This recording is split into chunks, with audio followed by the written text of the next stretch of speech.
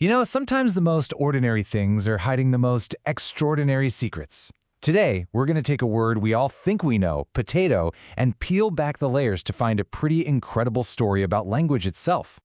I know. It sounds a little weird, right? But stick with me here, because the answer to this question, well, it's way bigger than you'd think. We're about to uncover a whole philosophy on communication, all starting with this one humble vegetable. All right, so let's dive right in. First things first, we got to look at the basics. We're heading straight to the dictionary to, look under the skin of the word potato and see what it's made of. So, how do you say it? Well, turns out there's a tiny little difference. Over in the UK, it's more like potato, but in the US, it's potato. It's basically the same thing, just a slightly different flavor of speech. Okay, next up, the grammar. 1 potato, 2 potatoes. Super simple. Nothing crazy going on here. It all seems pretty straightforward. Or does it? And here's the core definition, and I love this. It says, a food that grows under the ground, which is round and white inside. I mean, you can't get much clearer than that. It's simple, direct, and it gets the job done. Perfect. So yeah, everything seems totally normal. Exactly what you'd expect from a dictionary entry. But tucked away in that very same entry, there's this one little sentence. A tiny clue that, honestly, changes everything. And this is it. Get this. Potato is on the Basic English 850 list. Now, your first reaction is probably the same as mine was, what in the world is the Basic English 850 list? And that question? Well, that's where this whole thing blows wide open.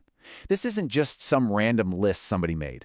It's the key to this really fascinating idea about how we can all communicate better all over the world. So this brings us to the big reveal. That little note unlocks a huge idea about global communication. We're about to find out why our humble potato is basically a member of a very, very exclusive club. That number, 850, that's the magic number. The Basic English list is a super curated set of just 850 words. And the idea is that with just those 850 words, you can express pretty much anything you need to say. Now, this isn't some kind of baby talk. It's a really smart, complete system that was designed way back in the 1930s to help with things like international business and science. And the word potato was considered absolutely essential to be on that list. And that really shows you why it made the cut. A potato isn't just a food people eat in one country. It's a fundamental concept that people recognize all over the planet. It's a word that just completely crosses borders. How global are we talking? Well, that dictionary page we started on exists in 79 different languages. 79! I mean, just think about that for a second. That's a massive footprint for one little vegetable. And look at the diversity here. We're talking Japanese, Arabic, Hindi, Zulu, Spanish. The list goes on and on. This shows us that potato isn't just a word. It's a piece of common ground for literally billions of people. So what's the point of all this? Why would anyone create a system like Basic English? And what's the big lesson we can take away from our potato's little journey? The whole thing is really about the power of being clear. We often think that to sound smart, we have to use these huge, complicated words. But this idea flips that on its head. It says, no, real communication, true intelligence, is just about being understood.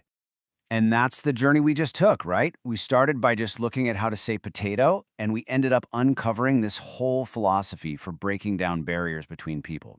It was all hiding there, right inside a word we use all the time. So it kind of leaves you with this thought to chew on. In a world that just feels more and more complicated, maybe the secret to understanding each other better isn't learning more words, but actually focusing on the powerful, simple ones we all share. What if the most powerful words have been the simplest ones all along?